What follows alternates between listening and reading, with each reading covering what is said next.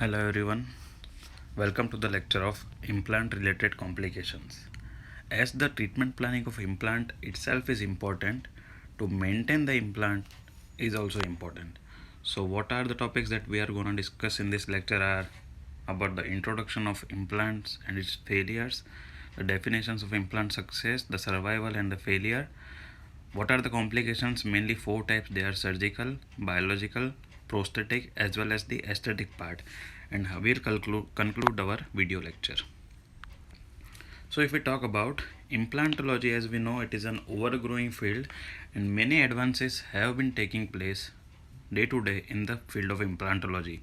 The ultimate goal of any implant therapy is to satisfy the patient's desire to replace one or more missing teeth functionally as well as aesthetically so that he can get the desired results. So, if we talk about implant survival, it is simply defined as the implant that remains in the place at the time of evaluation, regardless of any untoward signs and symptoms or history of any problems. Whereas sleepers are the implants that are present, which are not connected to any of the restoration and which do not provide support or function to the another tooth. Yet, if we see, despite of long-term success of the implant therapy, there are complications which are bound to occur in many of the cases. Some complications are relatively minor and easier to correct, but others are more significant, resulting in the loss of implants, failure of the prosthetic part, or severe loss of tissues. It is very mandatory to classify all these complications so that we can know, and which we will cover in the following slides. Talking about implant success, if we say how Albrechtson et al. Defined it, it is an implant which has no pain, no mobility, no radiolucency in the peri-implant areas, and no more than 0.2 mm of the bone loss annually after the first year of loading of this implant. So this may be considered as an ideal implant. So these are the norms which have been given to see an implant is success or not. Apart from this, if we see, it can also be defined as the restoration. The implant success can be classified as the implant in which originally the treatment plan is performed and intended without any complication. All the implants that were placed are stable and in function. It can be considered as a successful implant, whereas the peri-implant, hard and soft tissues are healthy. It can be a successful implant, and main thing, the patient as well as the clinician are pleased with the results. This can be considered as an implant success.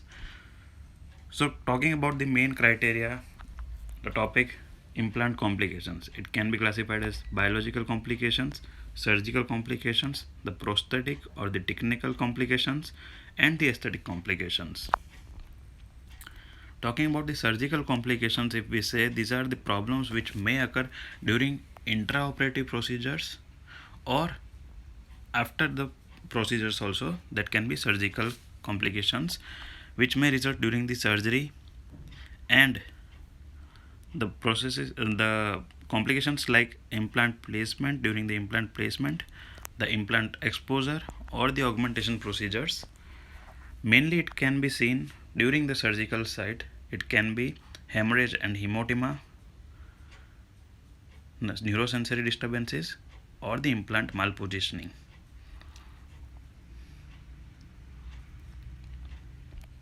Talking about the hemorrhage and hematoma, the bleeding during surgery is suspected and it is usually controlled.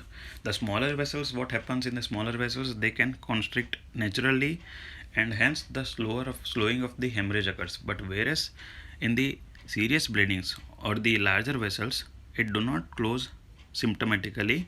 So what we have to do, we can go for treatment plans like we can go for suturing of blood vessels, or we can compress it by finger pressure.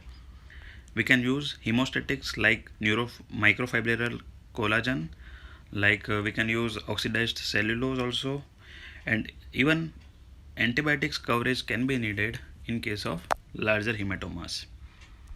Talking about neurosensory disturbances, It is one of the most problematic surgical complications because here the injury to the nerve can cause damage which may be permanent, either it can be temporary. In more than 50% of the cases, the neurosensory changes after this surgery are permanent. The causes of this neurosensory disturbances may be cut or the puncture during the surgical procedure itself, due to implant compression, or the damage to the nerve intraoperatively.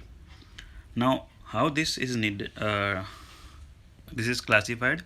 The neuropathy results in mainly two clinical patterns that we have to remember. Two clinical patterns, they are hypoesthesia and the hyperesthesia. Hypoesthesia is the neuropathy which can be defined by the impaired sensory function that may be sometimes associated with the phantom pain. Means the pain is felt which is not actually seen. Whereas the another thing is hyperesthesia. It is the neuropathy which is defined by the presence of pain phenomena with minimal or no sensory impairment. So talking about these neuropathies, some may resolve with time, whereas some may persist for the lifetime. See, this is the most common complication if we see, that is the alveolar nerve, inferior alveolar nerve, which is present most closer to the implant, which may be damaged during the surgical procedure. Talking about the implant malpositioning, which is the another surgical complication, the malpositioning of implants is occurring mainly due to the poor treatment planning before the implant surgery, or due to the lack of surgical skills. So the clinician must be well versed with the procedures before starting the implantology. Now, how the ideal implant position can be seen? First of all, there are certain criteria which has to be fulfilled 3D if we see in a CBCT or a 3D geometry. So what are all the criteria if we want to see? There are ideal parameters, like if we talk about apicocoronary, 2 to 3 mm apical to the gingival margin, the implant should be placed. Mesiodistally, if we see 1.5 to 2 mm from the natural tooth, there should be a place, whereas 2 to 3 mm from the adjacent implant. Buccolingually, if we see, it should be placed such that at least 2 mm of the bone is there circumferentially to the implant, and if this malpositioning occurs, it may result in injury to the nerves and vessels, which may lead to paresthesia, anesthesia, or hypoesthesia or hyperesthesia, as we have seen in the previous slides. So these were all the surgical complications. Now talking about the biological complications, they are those which involve the pathology of surrounding peri-implant supporting hard and the soft tissues. Mainly these are inflammation and proliferation after the placement, dehiscence and recession, peri-implantitis and bone loss, and implant loss or failure itself. Now talking about the inflammation and proliferation, the inflammation in these peri-implant soft tissues are similar as we see in the gingival and the other periodontal tissues. They may be seen same as erythema, edema, swelling, which are seen around the teeth in the normal gingiva when it is infected. This inflammatory proliferation is indication of either a loose fitting implant to the abutment connection or a trapped excess cement that may remain buried within the soft tissue after the implant prosthesis has been placed. So this leads to inflammation and proliferation of the adjacent soft tissues. See, if we see, the tissues surrounding the implants become infected with bacteria pathogen, which leads to muscular hypertrophy or the proliferation of the soft tissues that causes the abscess formation, or in long run it may cause fistula, which can be corrected by treating factors like loose connection or the retained cement, which has to be removed. Now if we see, here is the fistula. Clinically, if we see a photo, this picture shows the fistula which is caused due to loose implant abutment connection, whereas here we can see the inflammatory proliferation which is seen in the soft tissues due to loose implant abutment connections. Now talking about the dehiscence and recession, as we all know in this normal tooth what is dehiscence and recession, here also in the implants dehiscence or recession can occur when the soft tissue support is lacking. Mainly this recession occurs when the improper implant positioning which predisposes the peri-implant tissues, if we say, to recession, and hence the peri-implant soft tissues are entirely dependent on the surrounding bone support. When the soft tissue thickness and the height around the implant is typically not exceeding 3 to 4 mm, and bone loss may lead to recession, and hence if we see this dehiscence and recession occurs mainly in the anterior aesthetic zone only. See here, if we see, this is the peri-implant recession, this is the dehiscence. The poor aesthetic results from gingival recession. Here the margins have been exposed and the implant threads can be seen in the recession. So that's a biological complication. Talking about another biological complication, that is peri-implantitis and bone loss. Peri-implantitis is defined as the inflammatory process which affects the tissues around an osseointegrated implant in function, which results in the loss of the supporting bone. That is the definition. If we see, basically peri-implantitis is just a failure of an implant due to the inflammation of surrounding soft and hard tissues. Mainly how it can be checked? It can be checked radiographically by the crestal bone loss, which is more than 0.2 mm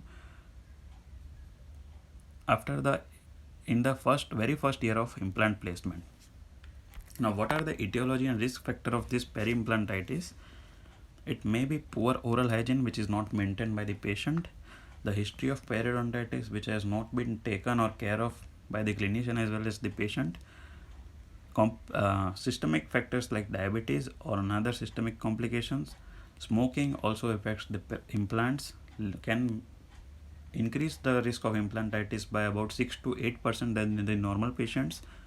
Alcohol consumption may cause peri-implantitis, whereas the exposed threads and exposed surface coatings, that is the roughened areas, may cause peri-implantitis.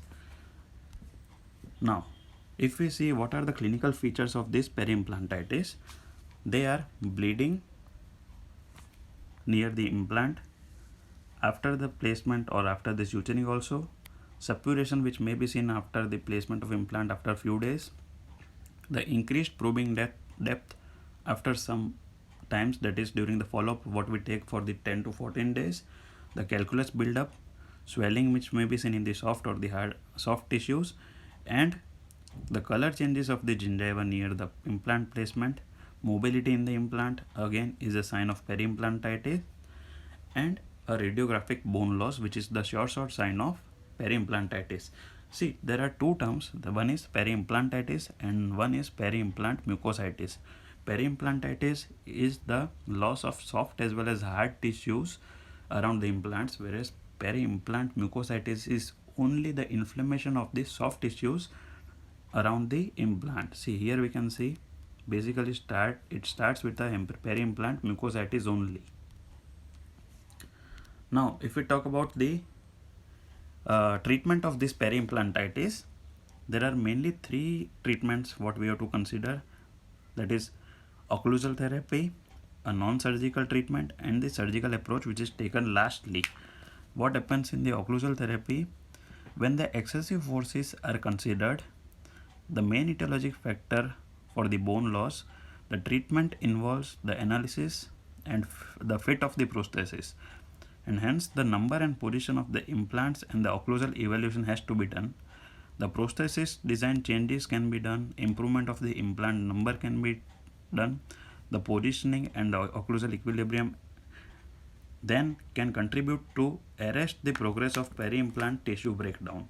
So that is a preliminary procedure, but even after then this occlusal therapy, we can, if the sign and symptoms persist, we can go for non-surgical treatment, that is a mechanical debridement by say ultrasonic scaler or hand instruments, or by simply using the plastic curettes Never use the stainless steel curettes in implants directly,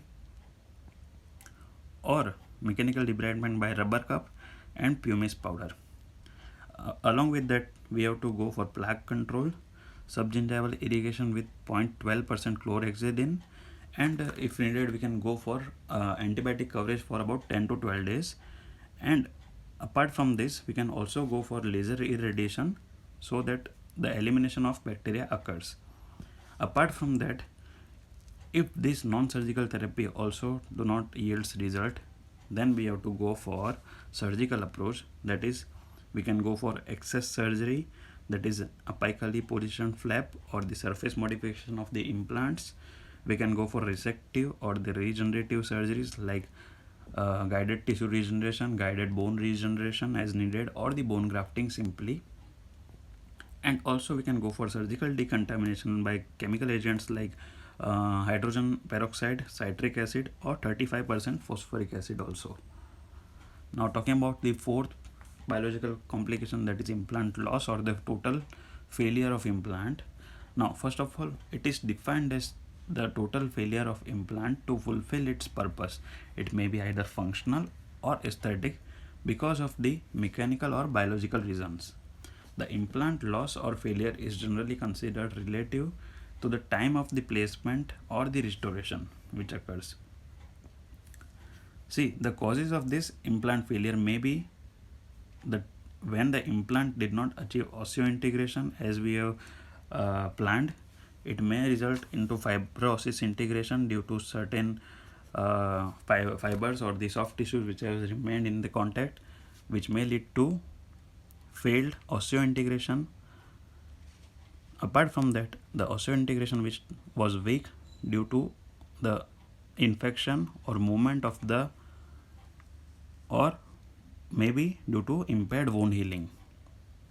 Now, the late implant failures occur after the implant has been restored. The causes of these late implant failures are mainly infection or the implant overload because of the poor treatment planning, or impaired healing which has not been followed up for about 3 to 6 months even after the implant or the prosthetic part placement. The preoperative antibiotic therapy may decrease the failure rate of dental implants. That has been proved. It has to be taken consideration. Now if we see here, it is the radiograph of early failed implant that is caused by the lack of osseointegration. Here we can see the crestal bone loss which is more than 0.2 mm. Here we can see about 1 mm crestal bone loss. Also there is a lack of osseointegration in the threads between these, which leads to a loose implant, and hence the implant failure occurs. Now talking about the third complication, that is the prosthetic complications. Here it occurs when the strength of the materials is no longer able to resist the forces that are being applied.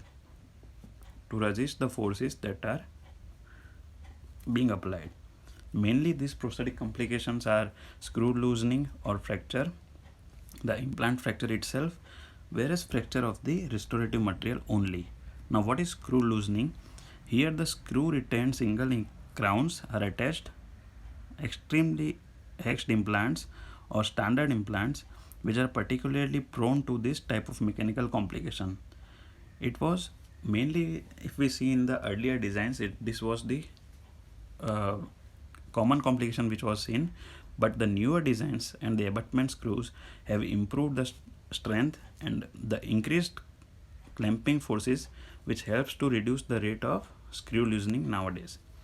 The abutment or the prosthesis and the screw loosening is corrected by retightening the screws. As we know, see, there are two types of screw loosening. That is, one is only the abutment is loose, and one the abutment screw is loose. So this can be tightened. Once the implant itself is loose, it cannot be tightened. It has to be removed, and we have to wait for the bone to heal for about 3 to 6 months. The grafting has to be done, and replacement of the implant after 3 to 6 months has to be done. The detection of this loose screw is greatly diminished in the prosthesis with multiple implants. In multiple implants, we cannot know which part or which implant is having the loose screw. Now the another complication prosthetically if we see is the implant fracture, which results in the loss of implant and possibly the prosthesis also. Here the removal of the fractured implant which creates a large osseous defect and which is to be given about 3 to 6 months to heal even after grafting surgically.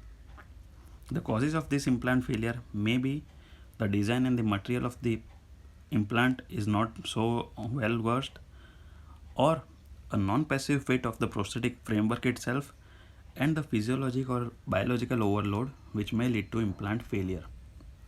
Even if we see patients with bruxism, they have higher risk of this implant fracture which may occur. So it should be fitted with occlusal guards in conjunction with the placement of final prosthesis in such patients. See, here we can see the implant fracture which has occurred from the coronal third only. Even a dehiscence like fracture may occur in certain implants. Now, what is the management of such fractured implants?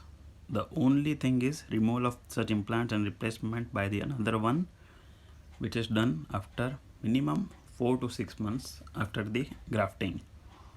Here we can see the posterior implant fracture in the maxillary posterior region.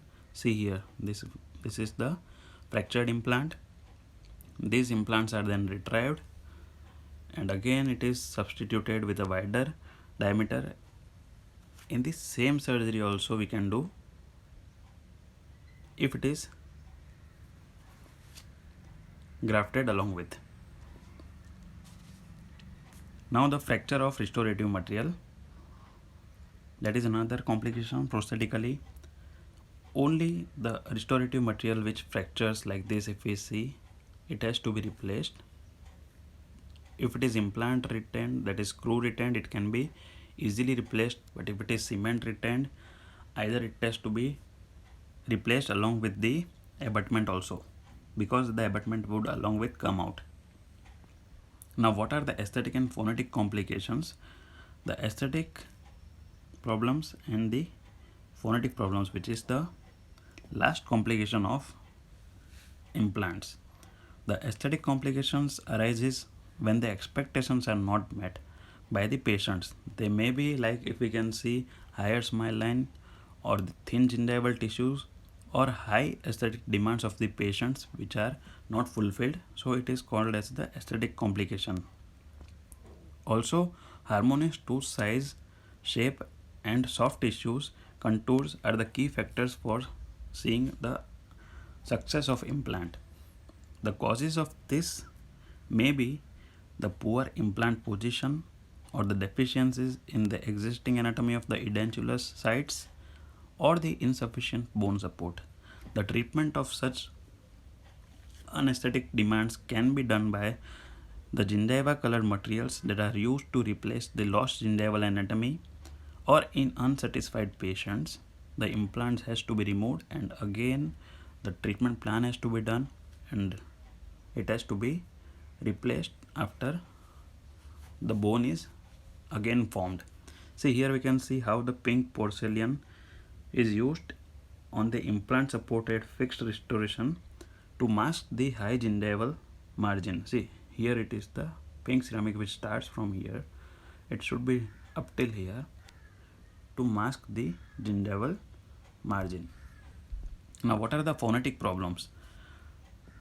Implant prostheses that are fabricated with unusual palatal contours and have spaces under them that create around the superstructure, which can create the phonetic problems in the patients. This is particularly seen in the cases like full arch implant supported prosthesis or the fixed restoration, which are fabricated in the patients who have severely atrophied maxilla. So what is the best treatment in such patients for phonetics? The best treatment is to replace the prosthesis by implant assisted maxillary overdenture. Here what happens, the missing alveolar structure are also replaced, and it avoids the spaces that is created under the processes, and hence it allows the air to escape during the speech, which avoids which is avoided, and hence the phonetic problem are solved.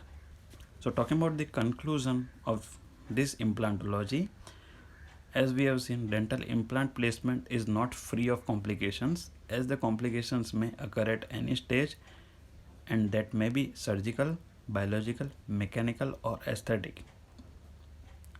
Careful diagnosis and treatment planning, along with the use of diagnostic imaging, precise surgical techniques, can prevent many of the problems. And as we know, the understanding of the anatomy, biology, and wound healing of the surgical areas are essential in preventing such complications. So, a very good knowledge starting from the diagnosis, the treatment planning, and placement during the surgery, the follow up even after the surgery, and the 3 months follow up, that is for the prosthetic part. Everything has its importance. The even after the placement of implants, we have to go for regular follow up, so that we can access if there is any complication in the very early stage, and we can treat the complications. So that's all for complication of implants.